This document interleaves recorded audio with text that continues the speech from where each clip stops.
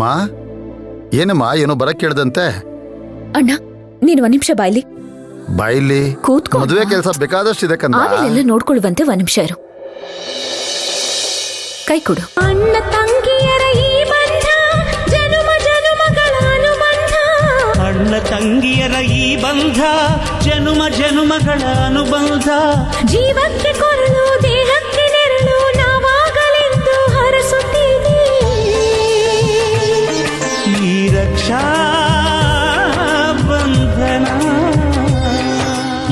ಅಮ್ಮ ರಕ್ಷಾ ಬಂಧನ ಅನ್ನೋ ವಿಷಯ ನಂಗೆ ಗೊತ್ತೇ ಇರ್ಲಿಲ್ವಲ್ಲ ಕಂದ. ನಿನ್ ಮದುವೆ ಬ್ಯುಸಿಲಿ ನಾನೆಲ್ಲಾನು ಮರ್ತ್ಬಿಟ್ಟೆ. ಆದ್ರೆ ನಾನ್ ಮರೆಯಲ್ಲ ಅಣ್ಣ, ನಾನ್ ಮರ್ತು ಇಲ್ಲ. ಅದಕ್ಕೆ ನನ್ನ ತಂಗಿ ಅಚ್ಚು ಅಂತ ಹೇಳೋದು. ಸರಿ ಎದ್ದೇಳು, ನನಗೆ ಆಶೀರ್ವಾದ ಮಾಡು.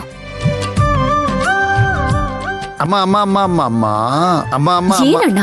ಏನಮ್ಮ ಕಾಲ್ಗೆಲ್ಲ ಬೀಳಕ್ ಬರ್ತೀಯ ನೀನು? ಸರಿ ಅಕ್ಷತೆ ಹೂವಾಗಿ ಆಶೀರ್ವಾದ ಮಾಡು ಅಟ್ಲೀಸ್ಟ್. ಅಕ್ಷತೆ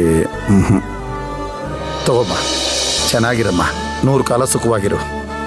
ಅಣ್ಣ ಬರೀ ಹೂವಷ್ಟೇ ಹಾಕಿದ್ಯಾ, ಅಕ್ಷತೆನೂ ಸೇರ್ಸ್ ಹಾಕು. ಅಕ್ಷತೆ ಹಾಕಿದ್ರೆ ನಿನಗೆ ನೋವಾಗುತ್ತೆ ಕದ್ದ, ಅದಕ್ಕೆ ಹೂ ಹಾಕ್ದೆ. ಹೂ ಹಾಕಿದ್ರೆ ನೋವಾಗಲ್ಲ ಅಲ್ವಾ? ಅಬ್ಬಾ ಅಣ್ಣ.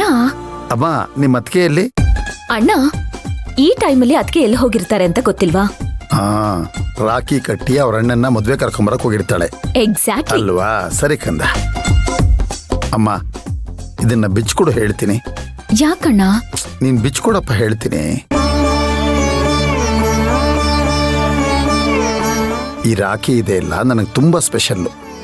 ಇದು ಕೈಯಲ್ಲಿದ್ರೆ ಚೆನ್ನಾಗಿರಲ್ಲ ಕಂದ, ಹೃದಯ ಕತ್ತರವಾಗಿ ನನ್ನ ಜೇಬಲ್ಲಿರ್ಲಿ.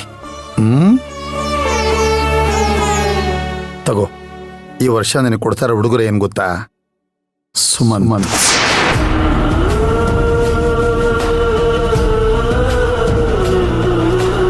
ರೆಸ್ಟ್ ಮಾಡು.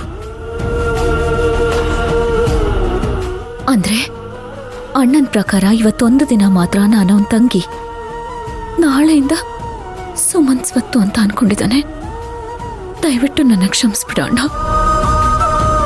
ನಾನು ಸುಮಂತ್ ಅವ್ರನ್ನ ಮದ್ವೆ ಆಗೋದಕ್ಕೆ ಆಗಲ್ಲ ಅಣ್ಣ. ಪ್ರತಿ ಸಲ ನಿನ್ನ ಹತ್ರ ಹೇಗಾದ್ರೂ ಹೇಳ್ಬೇಕು ಅಂತ ಅನ್ಕೋತೀನಿ. ಇವತ್ತು ರಾಖಿ ಕಟ್ಟಾಗ ಏನ್ ಬೇಕು ಕಂದ ಅಂತ ಕೇಳಿದಾಗಾದ್ರೂ ಹೇಳ್ಬಿಡ್ಬೇಕು ಅಂತ ಅನ್ಕೊಂಡೆ. ಆದ್ರೆ ಆ ವಿಷಯ ನೀನ್ ಕೇಳಲೇ ಇಲ್ಲ. ನಾನು ಕೇಳೋದಕ್ಕಿಂತ ಮುಂಚೆ ನೀನೇ ಸುಮಂತ್ ಅವರೇ ನಿನ್ಗೆ ಉಡುಗೊರೆ ಅಂತ ಹೇಳಿ ಹೊರಟ್ಬಿಟ್ಟೆ. ನಾಳೆ ಬೆಳಿಗ್ಗೆ ಹುಟ್ಟೋ ಸೂರ್ಯ ನನ್ನ ಬದುಕಲ್ಲಿ ಏನ್ ಬರೆಯಕ್ ಹೊರಟಿದ್ದಾನೆ ಅಂತ ಗೊತ್ತಿಲ್ಲ.